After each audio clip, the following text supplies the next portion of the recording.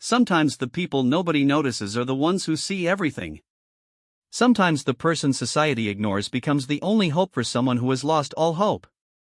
This is the story of a woman who walked into a job expecting to clean floors and empty trash cans. She walked out with secrets that would shake one of the richest families in America to its very foundation. What she found in that basement was not supposed to exist.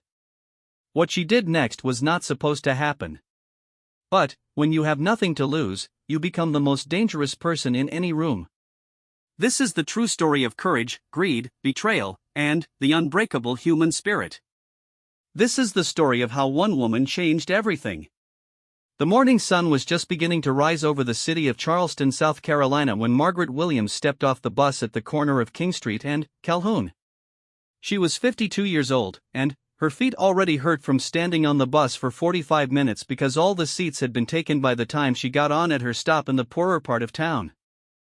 She had been cleaning houses for rich white families since she was 17 years old, and if there was one thing she had learned in all those years, it was that rich people never really saw you. You were invisible to them. You were just the person who made the toilet shine and kept the silver polished.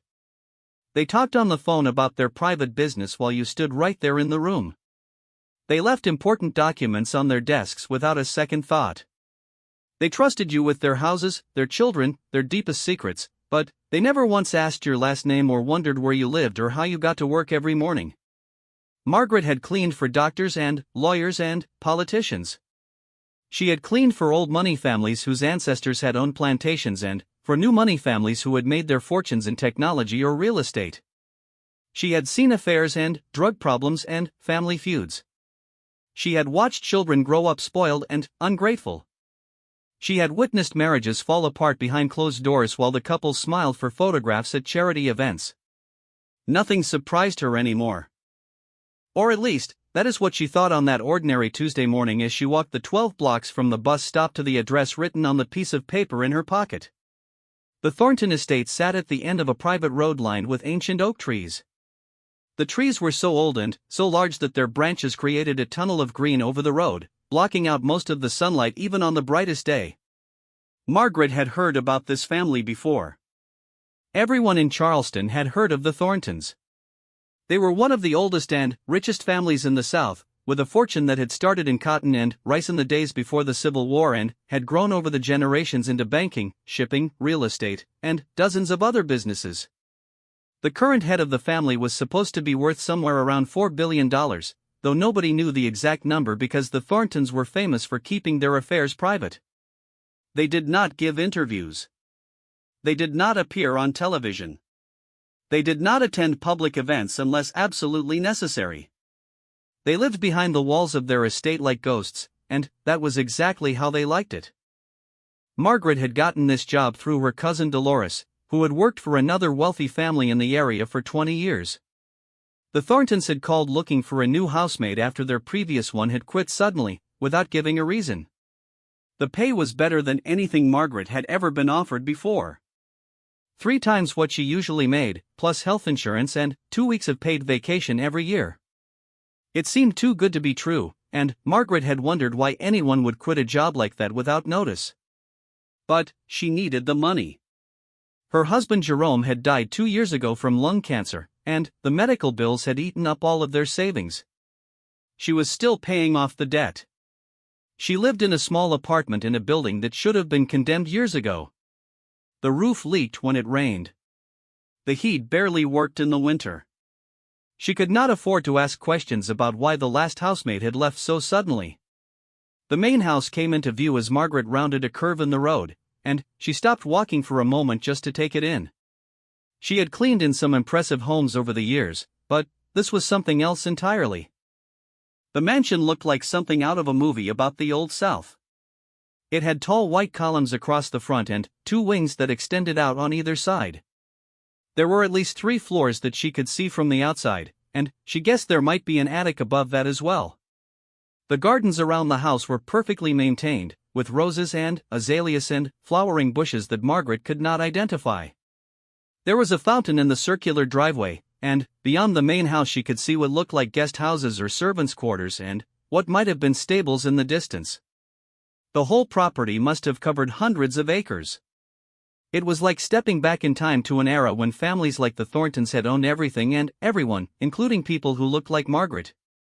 She took a deep breath and walked up the steps to the front door. Before she could knock, the door swung open, and a thin woman with gray hair pulled back in a tight bun stood looking at her with an expression that was not quite welcoming but not quite hostile either. The woman was dressed in a simple black dress with a white collar, and Margaret realized this must be the head housekeeper. Her name was Mrs. Patterson, and she ran the household staff with the kind of rigid efficiency that came from decades of experience. Mrs. Patterson looked Margaret up and down, taking in her clean but simple dress, her comfortable shoes, her graying hair pulled back under a headscarf. Whatever she was looking for, she must have found it acceptable, because she nodded once and stepped aside to let Margaret enter. The inside of the house was even more impressive than the outside. The entrance hall had a floor made of black and white marble tiles arranged in a checkerboard pattern. A massive crystal chandelier hung from the ceiling, which rose up 2 full stories. There were paintings on the walls that looked old and expensive, portraits of stern-faced men and pale women in elaborate gowns. A grand staircase curved up to the second floor, its banisters carved from dark wood that had been polished until it shone like glass.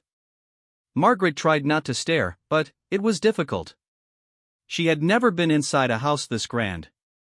She felt out of place, like she did not belong here, and she wondered if that feeling would ever go away or if it would follow her every day she came to work. Mrs. Patterson led her through the house at a brisk pace, pointing out various rooms as they went. There was a formal living room and an informal living room. There was a library with floor-to-ceiling bookshelves and a rolling ladder to reach the highest shelves. There was a dining room with a table that could seat 20 people and a smaller breakfast room where the family actually ate most of their meals. There was a ballroom that had not been used in years but still needed to be dusted and maintained. There was a conservatory filled with exotic plants that required special care. There were bedrooms on the second floor and more bedrooms on the third floor and staff quarters in the east wing and storage rooms and closets and a kitchen that was larger than Margaret's entire apartment. Margaret's head was spinning by the time the tour ended. She would never remember all of this. But Mrs. Patterson assured her that she would learn the layout soon enough and that her primary responsibilities would be the first floor and the family's personal rooms on the second floor. The other staff members would handle the rest. There were gardeners and cooks and drivers and other housemaids who each had their own areas of responsibility. Margaret would be working directly under Mrs. Patterson and would report to her every morning to receive the day's instructions. The family itself, Mrs. Patterson explained, consisted of just 3 people now. There was Mrs. Victoria Thornton, the widow of the late Harold Thornton, who had died almost 5 years ago. Mrs. Thornton was in her early 70s and spent most of her time in her private rooms or in the garden. She was a quiet woman who rarely spoke to the staff except to give orders. There was Mr. Richard Thornton, the eldest son, who was now the head of the family business. He was in his late 40s and was rarely home during the day because he spent most of his time at the company headquarters downtown. When he was home, he expected the staff to be invisible. He did not like to be disturbed or spoken to unless absolutely necessary. And there was Miss Catherine Thornton, Richard's wife, who was about 15 years younger than her husband and who seemed to spend most of her time shopping or having lunch with her friends at the country club. That was the entire family now, Mrs. Patterson said with a strange emphasis on the word now that made Margaret want to ask what she meant. But she did not ask. She had learned long ago that asking questions was not part of her job. Her job was to clean and to be silent and to pretend she did not notice the things she noticed. That was what they paid her for. That was what they had always paid her for. Margaret's first few weeks at the Thornton estate passed without incident. She arrived every morning at 6 o'clock to help prepare breakfast and, then, spent the rest of the day cleaning whatever rooms Mrs. Patterson assigned her. She learned the rhythms of the house, the times when the family members would be in certain rooms and should not be disturbed, the times when they would be out and she could clean freely. She learned which rooms were used often and which rooms seemed to exist only to be dusted once a week and, then, ignored. She learned the names of the other staff members, though she did not have much time to socialize with them. Everyone seemed to keep to themselves here. There was not the friendly chatter among staff that Margaret had experienced in other houses. Everyone did their work quietly and, then, left as soon as their shift was over. It was during her 4th week at the estate that Margaret first noticed something strange. She was cleaning the library, running her dust cloth over the spines of books that probably had not been opened in decades, when she heard something. It was faint, barely audible over the ticking of the grandfather clock in the corner. A sound like knocking. Like someone tapping against wood or stone from somewhere far away. She stopped what she was doing and listened, but the sound had stopped. She told herself it was probably just the old house settling, the pipes expanding or contracting, the kind of noises that old buildings made. She went back to her dusting and tried to forget about it. But the sound came again the next day. And the day after that. Always when she was in certain parts of the first floor.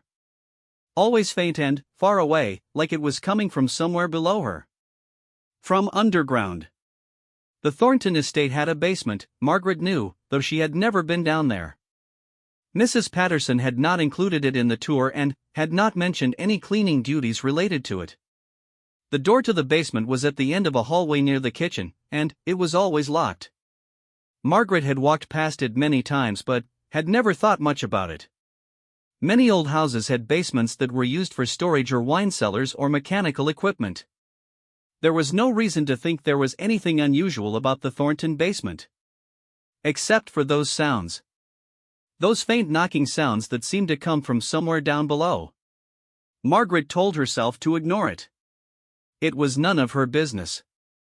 She was here to clean, not to investigate mysterious noises. She had worked in enough wealthy homes to know that rich people often had secrets they did not want their staff to know about. Maybe the family stored something valuable down there that they did not want anyone to see. Maybe there was a wine collection worth millions of dollars. Maybe there was family heirlooms or important documents or who knew what else. It was not her concern. Her concern was keeping the silver polished and the floors mopped and the windows clean. Her concern was earning her paycheck and paying off her debts and surviving another day in this world that had never been designed to help people like her survive. But the sounds continued.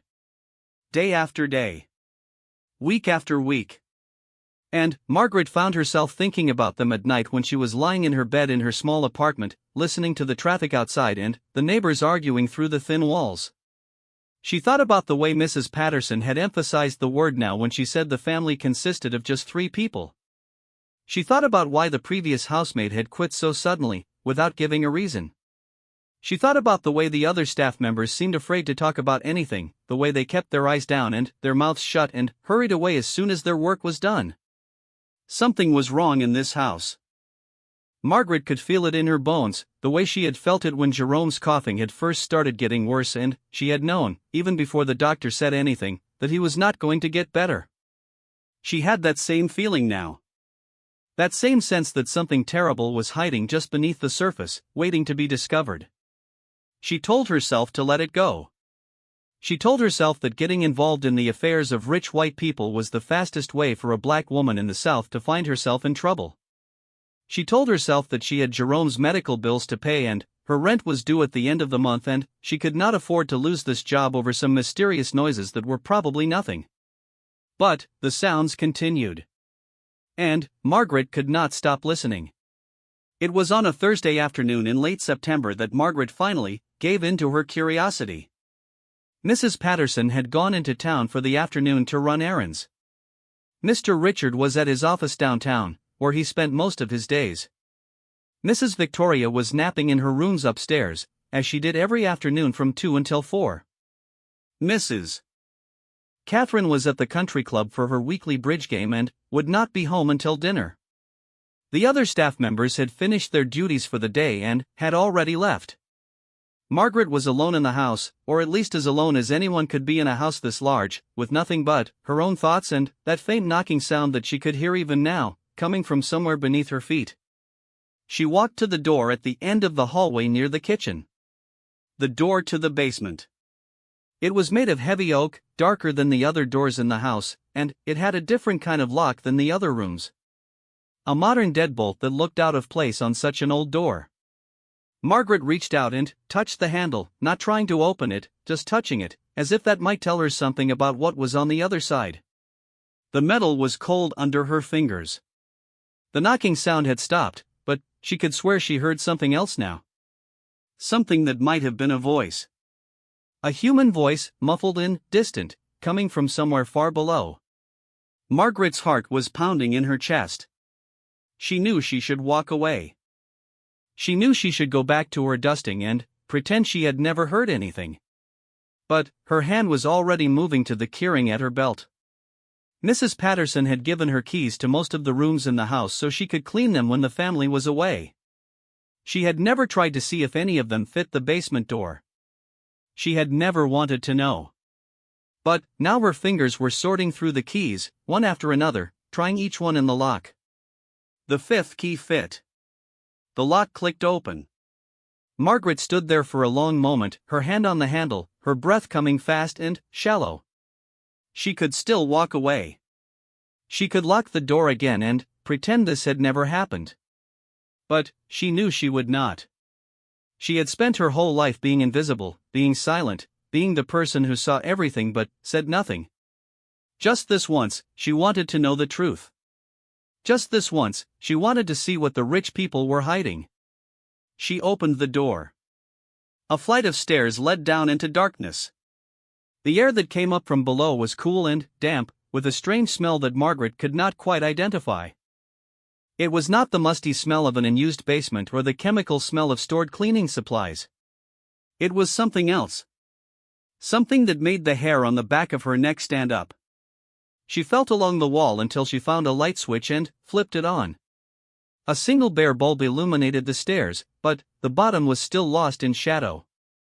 Margaret took a deep breath and began to descend. The stairs creaked under her weight, and she moved as slowly and quietly as she could, though she was not sure why. There was no one else in the house. No one to hear her. But something about this felt wrong, dangerous, like she was trespassing into territory that was forbidden. The stairs were longer than she expected, going down much farther than a normal basement. She counted the steps as she went. 20. 30. 40. It was as if the basement was deep underground, buried beneath the house like a tomb. At the bottom of the stairs, Margaret found herself in a narrow corridor. The walls were made of stone, old gray stone that was damp to the touch. The floor was also stone, and her footsteps echoed as she walked. There were lights along the corridor, dim electric lights that had been added to what was clearly a much older structure. This was not a normal basement. This was something else. A tunnel, perhaps, or an underground passage of some kind. Margaret had heard that some of the old plantation houses had hidden passages where the families had stored their valuables during the Civil War. Maybe this was something like that. She followed the corridor, which turned to the left and then to the right and then opened into a larger chamber. And there, in the center of the chamber, she saw something that stopped her cold. It was a room within a room. A cell, really. Made of thick metal bars, like a cage for an animal at the zoo. And, inside the cell, sitting on a narrow bed with his head in his hands, was a man. Margaret could not move. Could not speak. Could not do anything but stand there and stare at the impossible sight before her. A man in a cage in the basement of one of the richest families in Charleston. A man who looked up at the sound of her footsteps and stared at her with eyes that held a mixture of fear and hope that Margaret had never seen before in her life. He was an older man, perhaps in his 70s, with white hair that had grown long and unkempt. His beard was patchy and gray, and his face was pale from lack of sunlight. He was wearing clothes that might have been expensive once but were now wrinkled and stained from weeks or months of wear. His hands trembled as he reached out toward the bars of his cell, toward Margaret, toward the first new face he had seen in who knew how long. And then he spoke. His voice was hoarse and cracked, as if he had not used it in a long time. But the words were clear. The words were unmistakable. The words changed everything. He said, "Please. Please help me. My name is Harrison Thornton. I am the real head of this family. And my own children have locked me down here to steal my fortune. Margaret stared at the man in the cage. Her mind was racing, trying to make sense of what she was seeing, what she was hearing. Harrison Thornton. That name was familiar. She had seen it somewhere, on documents or plaques or old photographs around the house. But Mrs. Patterson had said the patriarch of the family was Harold Thornton, and that he had died 5 years ago. There had been a funeral. There had been obituaries in the newspapers. The whole city had mourned the passing of one of its most prominent citizens. But the man in front of her was very much alive. Thin and weak and locked in a cage like an animal, but alive. Margaret took a step closer, and the man flinched, as if he expected her to hurt him. That reaction, more than anything else, told her that this was real. This was not a trick or a test or some kind of misunderstanding. This man had been down here for a long time. He had been hurt. He had been neglected. He had been waiting for someone to find him, waiting for someone to help him, and, now that someone had finally come, he was almost too afraid to believe it. She found her voice at last. It came out as a whisper, barely audible even in the silent chamber. She asked who did this to him. The man, Harrison, if that was really his name, looked at her with those desperate eyes. He told her that his son did this. His son Richard. His wife Victoria helped. They had been planning it for years, he said. They had waited until he was old and weak, and then they had drugged him and brought him down here. They had told the world he was dead. They had held a funeral with a closed casket and buried an empty box in the family cemetery. And, all this time, he had been here. In this cage. Alone. Margaret felt sick. She had seen bad things in her life, terrible things that people did to each other, but this was something beyond anything she had ever imagined. This was a family that had locked away their own father and grandfather, had imprisoned him in the basement of his own home, had stolen everything he had worked for his entire life. And they had done it so smoothly, so completely, that no one in the world knew he was still alive. No one except her. She asked him why. Why would they do something like this? If they wanted his money, they could have just waited. He was an old man. They would have inherited everything eventually anyway. Why would they go to such extreme lengths? Harrison shook his head slowly, and Margaret could see the pain in his eyes. It was not just physical pain, though there was certainly that. It was the pain of betrayal. The pain of being turned on by the people you loved most in the world. He told her that it was not just about the money. It was about control. His son Richard had always been impatient, always wanted to be in charge, always resented living in his father's shadow. And there was something else, something Harrison had discovered just before they locked him away.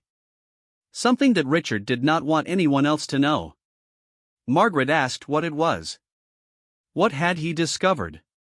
But, before Harrison could answer, they both heard a sound that made their blood run cold. The sound of footsteps. Coming from the corridor. Coming closer. Someone else was in the basement. Margaret's heart stopped. She looked around desperately for somewhere to hide, but the chamber was bare except for the cage and a few boxes stacked against the wall. There was nowhere to go. Whoever was coming would see her. They would know that she had found the family's terrible secret. And Margaret had been around long enough to know what powerful people did to those who discovered their secrets. The footsteps came closer. Closer. Margaret pressed herself against the wall, trying to make herself small, invisible, the way she had been invisible to rich people her entire life. Maybe they would not see her. Maybe they would just check on the prisoner and leave without noticing the housemaid who should not be there. But then, a voice called out. A woman's voice. Familiar. It said her name. It said, "Margaret, I know you are down here." It was Mrs. Patterson. The head housekeeper emerged from the corridor into the chamber. She was carrying a flashlight in one hand and a small tray of food in the other. She did not look surprised to see Margaret standing there. She did not look angry or afraid. She just looked tired, like someone who had been carrying a heavy burden for a very long time and was finally ready to set it down. She spoke again. She said that she had been wondering when someone would find out. She said she had been hoping it would be Margaret. She said that out of all the housemaids who had come and gone over the years, Margaret was the only one she thought might actually do something about it. Margaret did not understand. She asked Mrs. Patterson how long she had known about this. How long she had been coming down here, bringing food to the man in the cage, keeping him alive while his family pretended he was dead. Mrs. Patterson set the tray down on the floor near the cage. She said she had known from the beginning. She said she had worked for the Thornton family for almost 40 years. She had been here when Richard was born, when he was a spoiled child who threw tantrums whenever he did not get his way. She had watched him grow into a cruel and greedy man who cared for nothing but money and power. She had seen him manipulate his father, undermine his father's authority, drive his younger brother away from the family. And then, 5 years ago, she had helped carry Mr. Harrison down to this basement after Richard and Victoria drugged him at dinner. Margaret stared at her. She could not believe what she was hearing. Mrs. Patterson had been part of this? She had helped imprison an innocent man in his own home? Mrs. Patterson must have seen the judgment in Margaret's eyes, because she shook her head. She said it was not that simple. She said Richard had threatened her. Threatened her family. Her daughter and her grandchildren lived in a house that the Thorntons owned. Her son-in-law worked for a company that the Thorntons controlled. If she refused to help, if she told anyone the truth, Richard would destroy them all. He would put her grandchildren out on the street. He would make sure her daughter's husband never worked again. She had no choice. Or at least, that was what she had told herself for 5 years. That was the lie she had used to sleep at night. But she could not do it anymore. The guilt was eating her alive. Every time she came down here with food for Mr. Harrison, every time she saw the hope drain out of his eyes a little more, she felt a piece of her soul dying. She had been praying for someone to find out. Someone brave enough to do what she could not do. Someone who had nothing to lose. She looked at Margaret with tears in her eyes. She asked if Margaret was that person. Margaret looked at the old man in the cage. He was watching her with those desperate eyes, waiting to hear her answer. This was the moment that would define the rest of her life.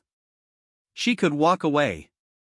She could pretend she had never seen any of this and go back to her quiet life of cleaning houses and paying off debts. No one would blame her. No one would even know. She was just a housemaid, after all. A nobody. What could someone like her possibly do against a family as powerful as the Thorntons? But, then, she thought about Jerome. Her husband who had died in her arms after months of suffering. She thought about how the hospital had treated them, how the doctors had barely looked at them because they had no money, no insurance, no power. She thought about all the times in her life when she had kept her head down and her mouth shut because that was what people like her were supposed to do. And she thought about this old man, locked in a cage beneath a mansion worth millions of dollars, forgotten by the world while his own children stole everything he had built. She was 52 years old. She had nothing left except her integrity and her courage. And, if she walked away from this, she would not even have those anymore. She looked at Mrs. Patterson. She said she did not know what she could do.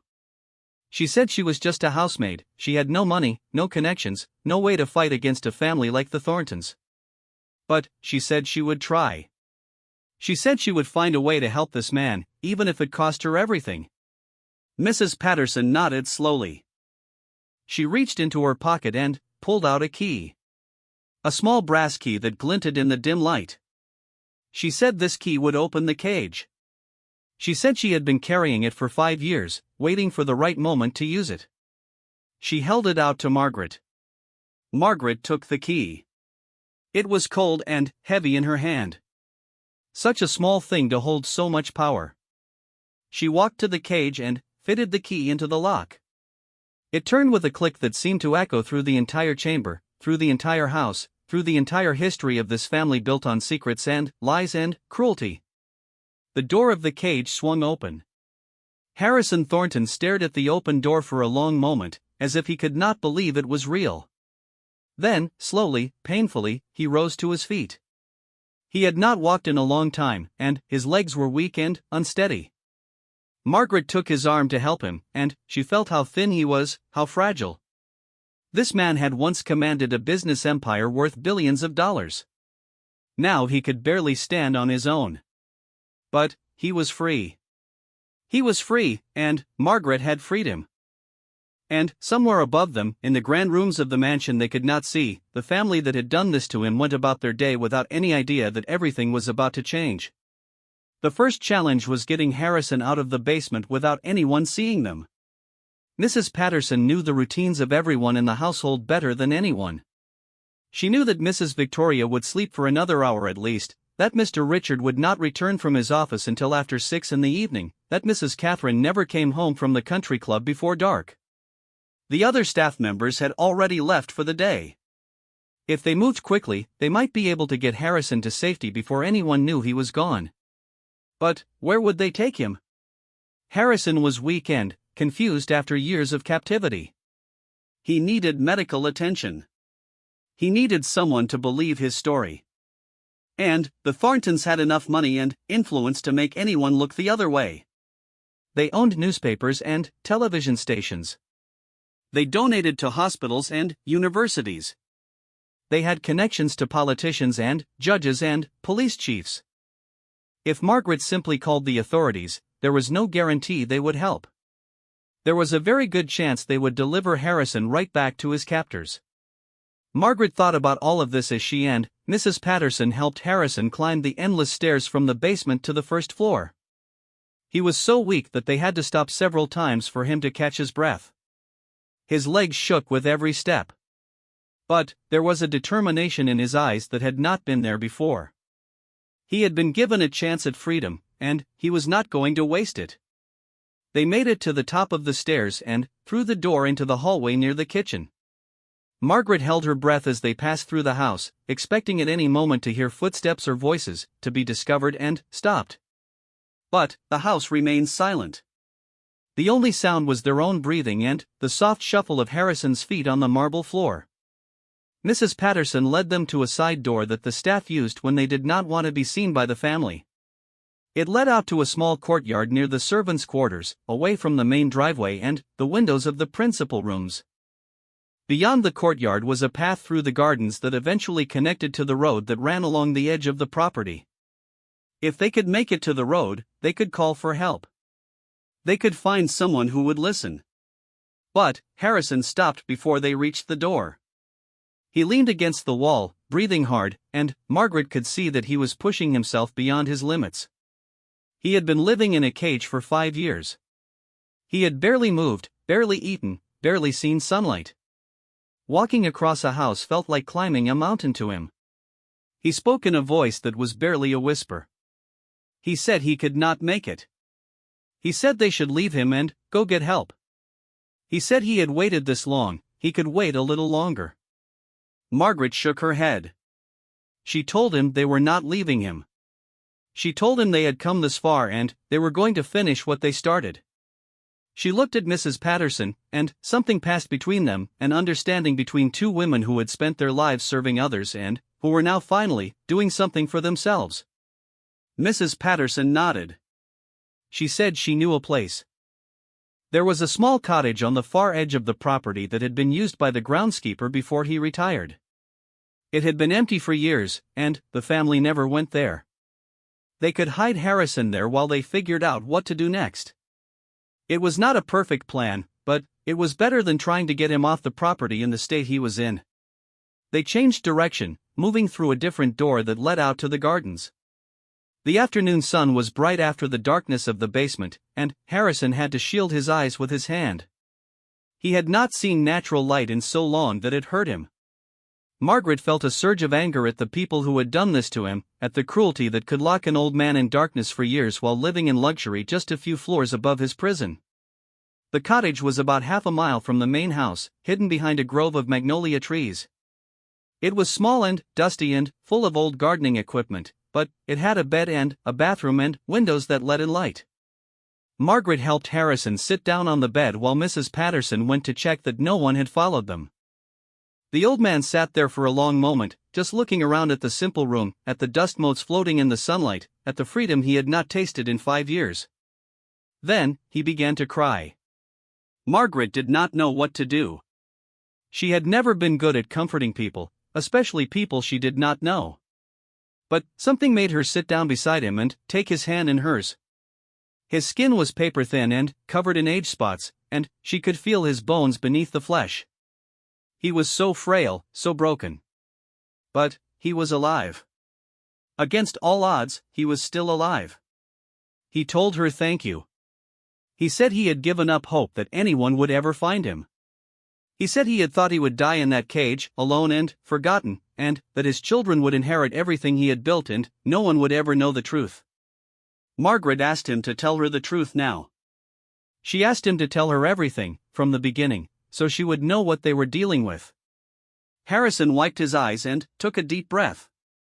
He said it was a long story. He said it went back decades, to when his children were young and he was building his empire. He had made mistakes as a father. He had been too focused on business, too absent from their lives. He had left the raising of his children to his wife Victoria, who had her own ideas about what was important. She had taught them that money was everything, that status and appearance mattered more than character or kindness. She had raised them to be exactly like her. His eldest son Richard had shown signs of cruelty from an early age. He had bullied his younger brother Thomas relentlessly, tormented the servants, hurt animals when he thought no one was watching. Harrison had tried to correct him, tried to teach him empathy and responsibility, but it was too late. The damage had been done. Richard had grown into a cold and calculating man who saw people as tools to be used and discarded.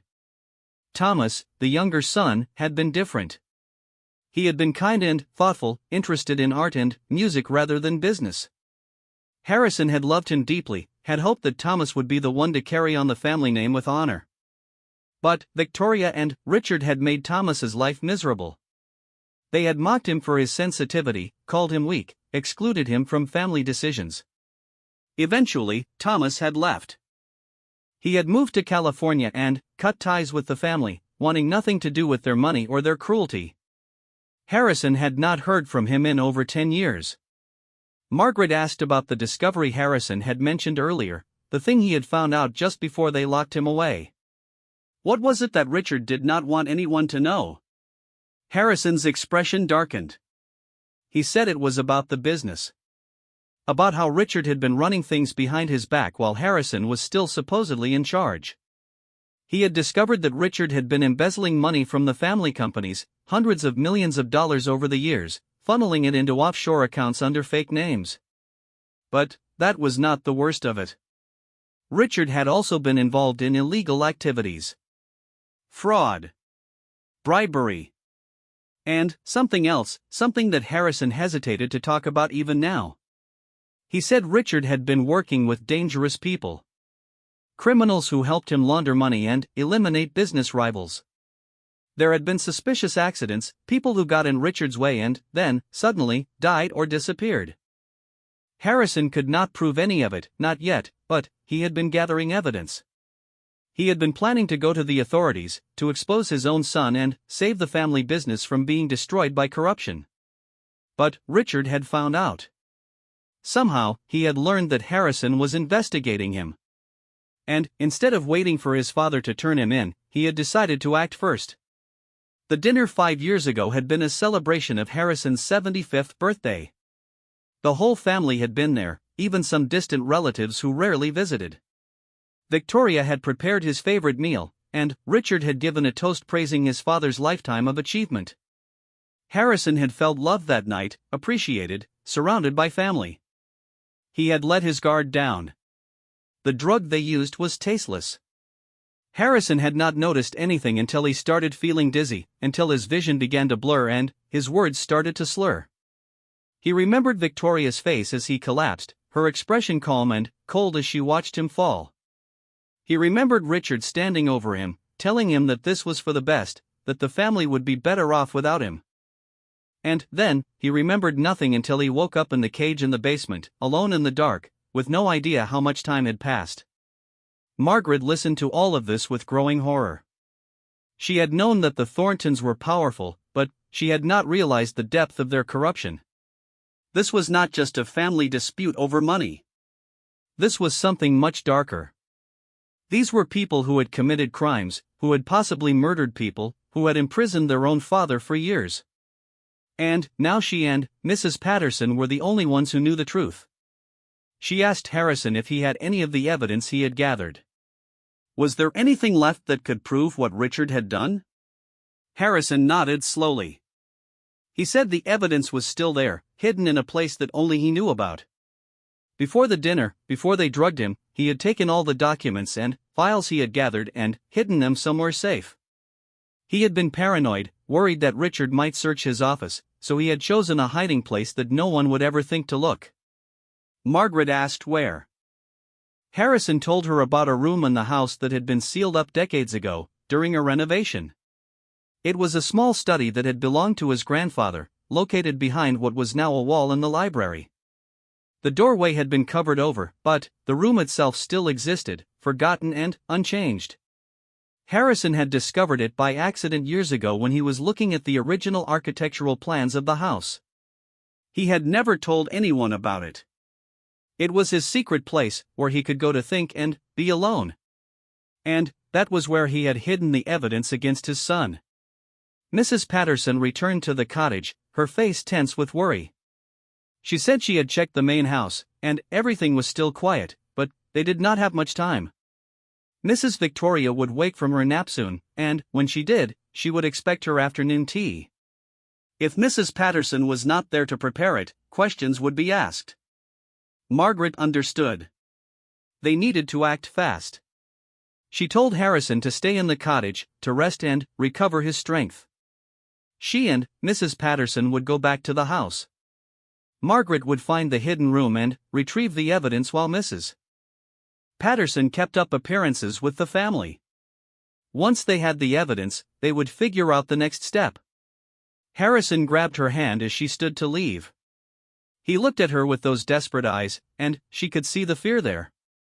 He was afraid of being alone again, afraid that this would all turn out to be a dream and he would wake up back in his cage. But there was also something else in his eyes. Hope. Trust. Gratitude. He said he did not know why she was helping him. He said she did not owe him anything. He said that people like her had been mistreated by people like him for generations, and she had every reason to walk away and let him suffer the consequences of his family's sins. Margaret looked at this old man, this billionaire who had been reduced to a prisoner in his own home, and she thought about everything that had happened to her in her life. She thought about the indignity she had suffered, the time she had been ignored or dismissed or treated like she was less than human.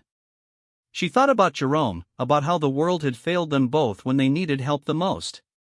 She told Harrison that she was not doing this for him.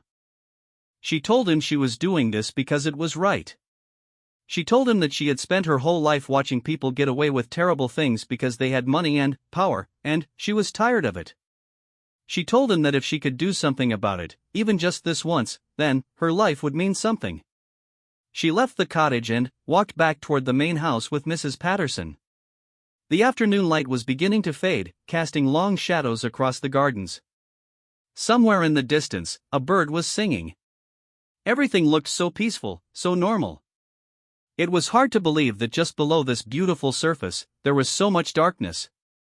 Mrs. Patterson went to the kitchen to prepare Mrs. Victoria's tea while Margaret headed for the library. She tried to look natural, like she was just doing her regular cleaning duties, but her heart was pounding so hard she was sure anyone who looked at her would be able to tell something was wrong.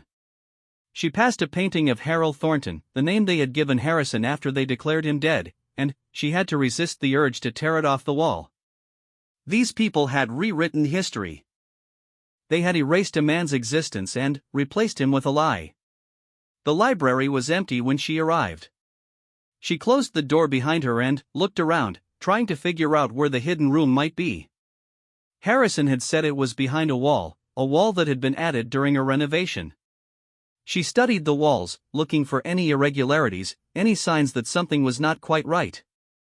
The east wall of the library was lined with bookshelves from floor to ceiling. They looked like they had always been there, solid and permanent. But Margaret noticed something strange. The molding along the floor did not quite match the molding in the rest of the room. It was slightly different, slightly newer. And, when she looked closely at the bookshelves, she could see that they were not actually built into the wall. They were standing in front of the wall, attached to it but not part of it. She started pulling books off the shelves, feeling along the back of each shelf for any sign of a door or a passage. Nothing. She checked the sides of the shelves, running her fingers along the edges. Still nothing. She was beginning to wonder if Harrison had remembered wrong, if 5 years of captivity had confused his memory, when her fingers brushed against something near the bottom of the rightmost shelf. A small lever, hidden in the shadow where the shelf met the wall. She pulled the lever. There was a click, and a section of the bookshelf swung inward, revealing a dark opening behind it. Margaret pulled out her phone and turned on the flashlight. The hidden room was small, maybe 10 feet by 10 feet, and covered in dust. There was an old desk in the center, a chair that had once been elegant but was now faded and worn, and shelves along the walls filled with books and papers that had not been touched in decades. This was Harrison's secret place. This was where he had hidden the truth. She moved into the room, trying to disturb as little as possible. The air was stale and thick, and she had to fight the urge to cough. She looked at the desk, searching for anything that might be the evidence Harrison had talked about. There were some old letters and photographs, business documents from years ago, nothing that looked particularly incriminating. Then, she noticed a loose floorboard beneath the desk. It was slightly raised, just enough to catch her eye. She knelt down and pried it up with her fingers. Beneath the floorboard was a metal box, about the size of a small briefcase, with a combination lock on the front. Margaret pulled out the box and stared at it. This had to be it. This had to be the evidence that could bring down the Thornton family and set Harrison free. But she did not know the combination. She would have to take the whole box back to Harrison and hope he remembered how to open it. She was just standing up when she heard voices outside the library. Voices and footsteps coming closer. Her blood ran cold. Someone was coming. Someone would find her here, in this hidden room that no one was supposed to know about, holding a box of evidence that could destroy the most powerful family in Charleston. She looked around desperately. There was nowhere to hide in this tiny room. The only exit was back through the bookshelf, back into the library, where whoever was coming would certainly see her. She was trapped. The door to the library opened. Margaret pressed herself against the wall of the hidden room, trying to make herself invisible. Through the gap in the bookshelf, she could see someone entering the library. It was Mrs. Victoria Thornton, dressed in a silk robe and slippers, her gray hair loose around her shoulders. She must have woken from her nap early. She was talking to someone on her phone, her voice sharp and irritated. She was saying that she did not care about the complications. She was saying that they had kept him alive too long already. She was saying that it was time to end this, once and for all. Margaret felt a chill run down her spine. They were talking about Harrison. They were talking about killing him. Mrs. Victoria walked across the library, still talking on the phone. She was heading toward the window, away from the hidden bookshelf. Margaret had a chance.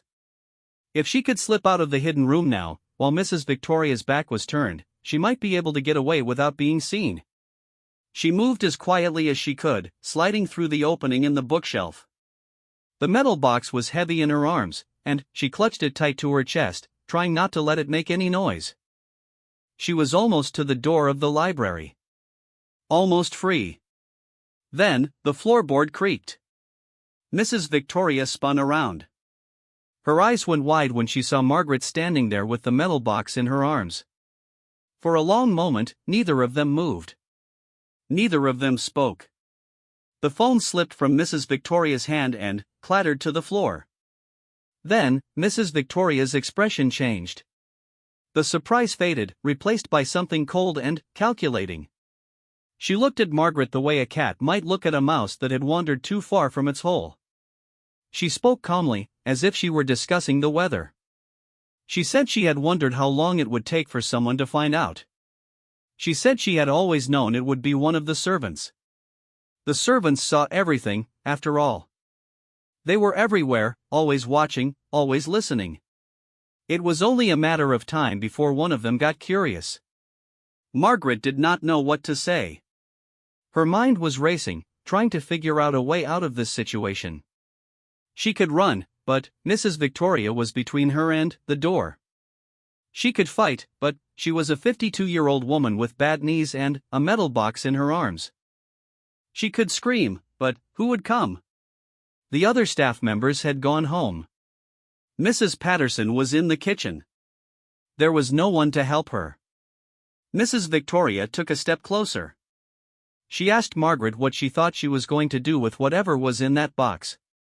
She asked if Margaret thought she could just walk out of here and go to the police, tell them some wild story about a billionaire locked in the basement. She asked if Margaret had any idea who she was dealing with. Margaret found her voice at last.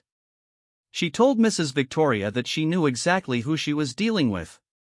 She told her that she was dealing with people who would lock an old man in a cage and leave him to rot while they stole everything he had built. She told her that she was dealing with criminals and murderers who thought they could get away with anything because they had money and power. Mrs. Victoria laughed. It was a cold, cruel laugh that made Margaret's skin crawl. She said Margaret had spirit. She said that was good. It had been so long since anyone in this house had stood up to her. The last maid, the one who quit, had discovered the basement but had been too scared to do anything about it. She had just run away. But Margaret was different. Margaret was going to be a problem. She pulled a small device from the pocket of her robe and pressed a button. An alarm, Margaret realized. A silent alarm that would bring security guards running. The Thorntons had their own private security force, men who were paid to protect the family and keep their secrets. They would be here in minutes. Margaret knew she had to move. She turned and ran, not toward the door of the library but toward the window. It was her only chance. The window was large, floor to ceiling, and it looked out over the side garden. If she could get through it, she could run for the cottage, warn Harrison, maybe find a way off the property before the security guards caught up with her. She hit the window at full speed, throwing her shoulder against the glass. The window was old, the locks rusted, and it burst open under the impact. Margaret tumbled through, landing hard on the grass outside. The metal box flew from her arms and skidded across the ground. She scrambled to pick it up, ignoring the pain in her shoulder, ignoring the shouts she could hear from inside the house. She ran.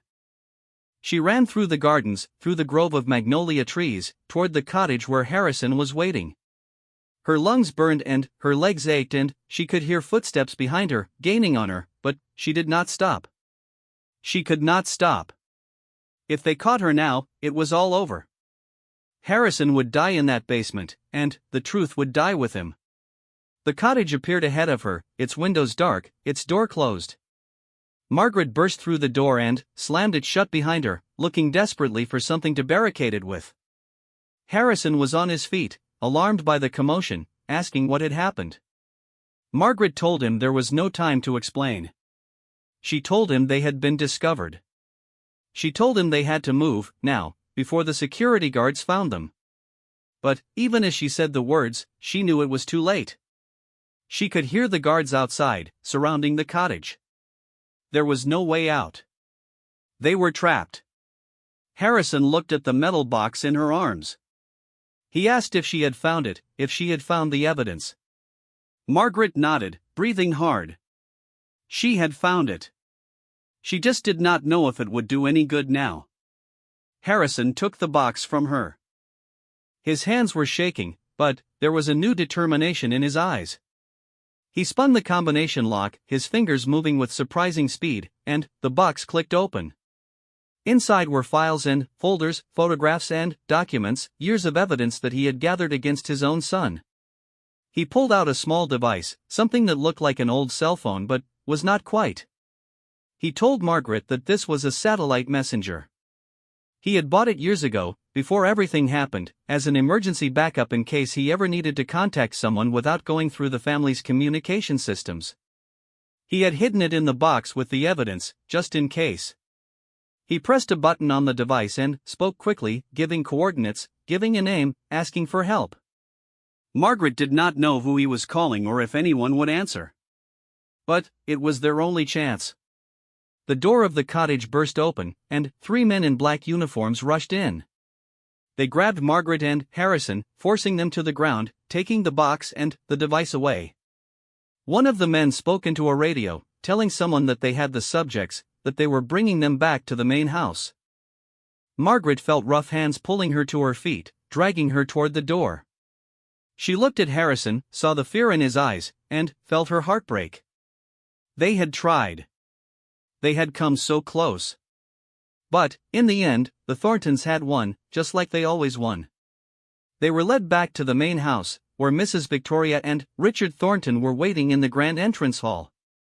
Richard was a tall man in his late 40s with cold gray eyes and a face that might have been handsome if not for the cruelty in his expression.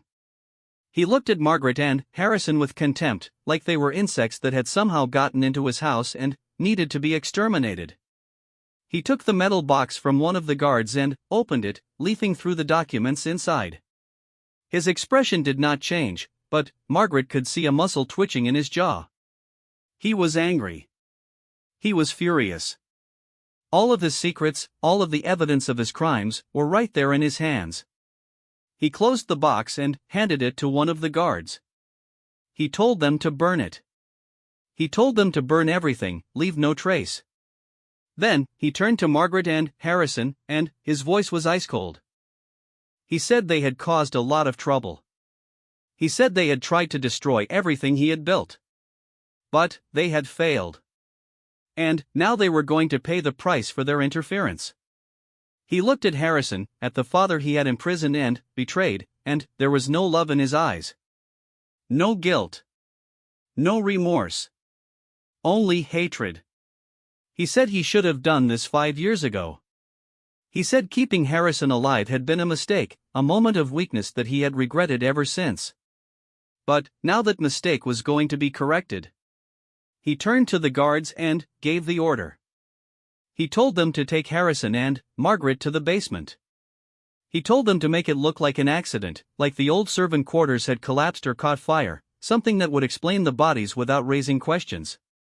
Margaret felt hands grabbing her arms, dragging her toward the hallway that led to the basement door.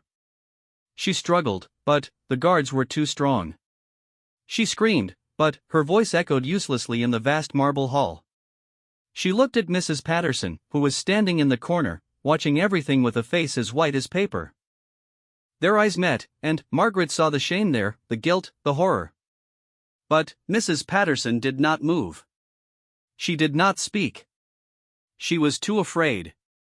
They were at the basement door now. One of the guards was unlocking it, pulling it open. Margaret could see the darkness beyond, the stairs that led down into the earth, down to the cage where Harrison had spent 5 years, down to their deaths. And then, suddenly, there was a sound. A loud sound, like thunder, like an explosion. The front doors of the mansion burst open, and a flood of people poured in. People in uniforms, people with badges, people with guns. They were shouting, ordering everyone to freeze, to get on the ground, to put their hands up. The police. Someone had called the police. The guards let go of Margaret and Harrison, raising their hands in surrender. Richard Thornton was screaming, demanding to know what was happening, threatening to have everyone arrested, but no one was listening to him anymore. Officers were swarming through the house, securing every room, taking control. A woman in a suit approached Margaret and Harrison. She identified herself as Special Agent Collins from the FBI. She said they had received an emergency transmission about an hour ago, a transmission that included coordinates and a name and an allegation of kidnapping and attempted murder. She said they had come as fast as they could. Margaret looked at Harrison, at the satellite device that one of the guards had taken from him, and she understood. His message had gotten through. Someone had heard. Someone had come. Harrison was crying again, but this time they were tears of relief. He kept saying he could not believe it. He kept saying he had given up hope that anyone would ever come. But they had. Against all odds, they had. Richard Thornton was being handcuffed now, still screaming about his lawyers, about his rights, about how his family was going to destroy everyone involved in this outrage. Victoria Thornton was being led away in handcuffs too, her face pale and composed, saying nothing. Mrs. Patterson was talking to one of the agents, telling them everything she knew, finally, unburdening herself of the secrets she had carried for 5 years. And Margaret stood in the middle of it all, watching the great Thornton family fall. She was just a housemaid. She had no money, no power, no connections. But she had done something that all their billions could not stop. She had found the truth. She had set it free. One of the agents approached her and asked if she was okay. Margaret thought about the question for a long moment. Was she okay? She had been threatened and chased and nearly killed. She had uncovered a conspiracy that went back decades. She had stood up to some of the most powerful people in Charleston and lived to tell about it. She told the agent that yes, she was okay. She told him she was better than okay. For the first time in as long as she could remember, she felt like her life meant something.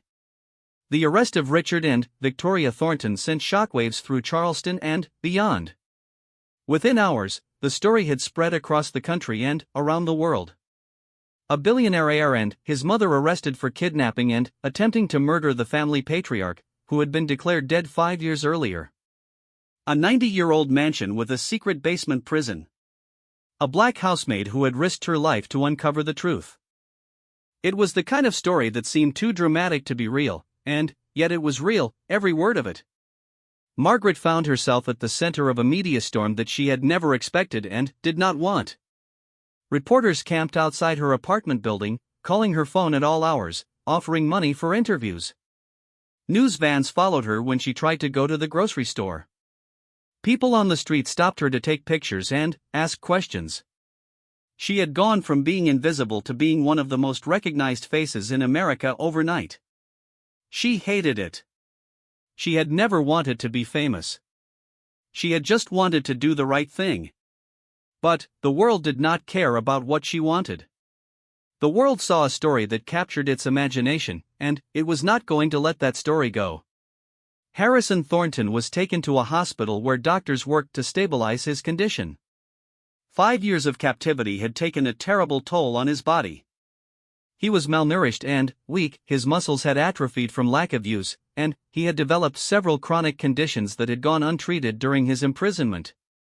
The doctors said it was remarkable that he had survived at all. Most people in his condition would have given up long ago. But Harrison had refused to give up. He had held on to hope even when there was no reason to hope, and that hope had kept him alive long enough for Margaret to find him. The FBI took over the investigation, working with local authorities to piece together the full extent of the Thorntons' crimes. The metal box that Margaret had retrieved from the hidden room contained decades of incriminating evidence. Financial records showed that Richard had embezzled over $300 million from the family companies, hiding the money in offshore accounts across a dozen countries. Communications proved that he had bribed government officials, manipulated stock prices, and engaged in fraud on a massive scale. And there were darker things too. Evidence that connected Richard to the deaths of at least 3 people who had gotten in his way. A business partner who had threatened to expose the embezzlement. A journalist who had been investigating the family's finances. A former employee who had witnessed something he should not have witnessed. All of them had died in accidents or from sudden illnesses, and the police had never suspected foul play. But the evidence in Harrison's box told a different story. Victoria Thornton was charged as an accessory to all of her son's crimes, including the attempted murder of her husband. Investigators believed she had been the one who actually administered the drug that incapacitated Harrison on the night of his 75th birthday. She had planned the details of the imprisonment, selected the cage, arranged for the minimal food and water that kept Harrison alive but weak. She had done all of this while maintaining her position in Charleston society, attending charity events and garden parties, pretending to mourn her dead husband while knowing he was suffering in the basement just feet below her. When Margaret heard all of this, she felt sick to her stomach. She had served tea to this woman. She had cleaned her rooms and folded her laundry. She had treated Mrs. Victoria Thornton with the respect that was expected of a servant, never suspecting that behind that elegant facade was a monster capable of such cruelty. It made her wonder how many other monsters were hiding behind the walls of the grand houses where she had spent her life cleaning. How many other secrets were buried in the basements and closets of the wealthy families of Charleston? Mrs. Patterson was also charged, though the prosecutors agreed to a plea deal in exchange for her testimony against Richard and Victoria. She would serve 3 years in a minimum security prison, with the possibility of parole after 18 months. It was a light sentence considering her role in the conspiracy, but the FBI recognized that she had been coerced, that she had acted out of fear for her family, and that in the end she had helped Margaret rather than hindering her. Margaret was not sure how she felt about this. Part of her was angry at Mrs. Patterson for keeping the secret for so long, for bringing food to Harrison's cage while doing nothing to free him. But another part of her understood. Fear made people do terrible things. Fear made them complicit in horrors they would never otherwise have allowed. Margaret could not bring herself to hate Mrs. Patterson. She could only pity her. 2 weeks after the arrests, Margaret received a call from a lawyer at a firm in downtown Charleston. The lawyer said his name was Michael Chen, and he represented Harrison Thornton. Mr. Thornton had been released from the hospital and was staying at a hotel outside of the city, avoiding the media frenzy at the family estate. He wanted to meet with Margaret. He wanted to thank her in person. Margaret agreed, though she was not sure what to expect. She had saved this man's life, but she did not really know him. He was a billionaire from one of the oldest and richest families in the South. She was a housemaid who lived in a one-bedroom apartment in a building with a leaking roof. What could they possibly have to say to each other? Michael Chen sent a car to pick her up, a sleek black sedan with leather seats and tinted windows. Margaret had never been in a car this nice. She sat in the back and watched the city go by, thinking about how much had changed since she had gotten on that bus on an ordinary Tuesday morning just a few weeks ago. She had been a different person then. A quieter person. A person who kept her head down and did her job and tried not to make waves. That person seemed very far away now. The hotel was outside of Charleston, in a quiet area surrounded by pine forests and rolling hills. It was the kind of place where wealthy people went when they wanted privacy, away from the prying eyes of the public. Security guards checked Margaret's identification before allowing the car through the gates. More guards were waiting at the entrance to the hotel, and they escorted her to a private suite on the top floor. Harrison Thornton was sitting in a chair by the window when Margaret entered. He looked better than he had in the basement, though still fragile and thin. He was wearing a simple white shirt and dark trousers, and his hair and beard had been trimmed. But it was his eyes that struck Margaret the most. They were clearer now, more alert. The fog of despair that had clouded them was beginning to lift. He stood when he saw her, though the movement was clearly difficult. He walked over to her, slowly and carefully, and took her hands in his. He said he did not know how to thank her. He said she had given him back his life. He said that without her, he would have died in that basement, and his children would have inherited everything, and no one would ever have known the truth. Margaret felt uncomfortable with such effusive gratitude. She told him that anyone would have done the same. She told him that she was just glad she had been there, glad she had heard those sounds and followed her curiosity. Harrison shook his head. He said that was not true. He said Mrs. Patterson had known the truth for 5 years and had done nothing. He said the previous housemaid had found out and had simply run away. He said that doing the right thing was rare, especially when doing the right thing put your own life at risk. He said Margaret was extraordinary, even if she did not see it herself. They sat down and talked for hours. Harrison told Margaret about his life, about building the family business from what his father and grandfather had left him, about the mistakes he had made with his children, about the guilt he felt for not seeing what Richard was becoming before it was too late. He talked about his younger son Thomas, the one who had left the family years ago, and how much he wished he could see him again. He talked about his plans for the future, about using his money and influence to make amends for the harm his family had caused over the generations. Margaret told him about her own life. About growing up poor in the rural South, about working her first cleaning job when she was barely old enough to hold a mop. About meeting Jerome at a church social when she was 19 and falling in love with him that very night. About their marriage, their struggles, their dreams that had never quite come true. About Jerome's illness and death, about the mountain of medical debt that she was still trying to climb out from under. About the feeling of being invisible her whole life, of being someone that other people looked right through without ever really seeing. Harrison listened to all of this with genuine interest. He asked questions, wanted to know details, seemed genuinely curious about a life that was so different from his own. And something changed between them during that conversation. They had started as a billionaire and a housemaid, separated by wealth and race and class. But by the end, they were just two people who had both suffered, who had both endured, who had both found the strength to keep going when it would have been easier to give up. Before Margaret left, Harrison asked her a question. He asked her what she would do if money was not a concern. If she did not have to work to survive, what would she do with her time? Margaret did not know how to answer. She had never thought about it. Her whole life had been about working, about earning enough to pay the bills, about surviving from one week to the next. The idea of having choices, of having options, was foreign to her. She finally said she did not know. She said she supposed she would want to help people. People who were struggling the way she had struggled. People who felt invisible the way she had felt invisible. She said she would want to make a difference somehow, though she did not know what that would look like. Harrison nodded, as if this was exactly what he had expected her to say. He reached into his pocket and pulled out an envelope. He told her this was for her. He told her it was not charity, it was payment for services rendered. He told her that she had saved his life and discovered evidence that would put criminals behind bars, and that deserved to be rewarded.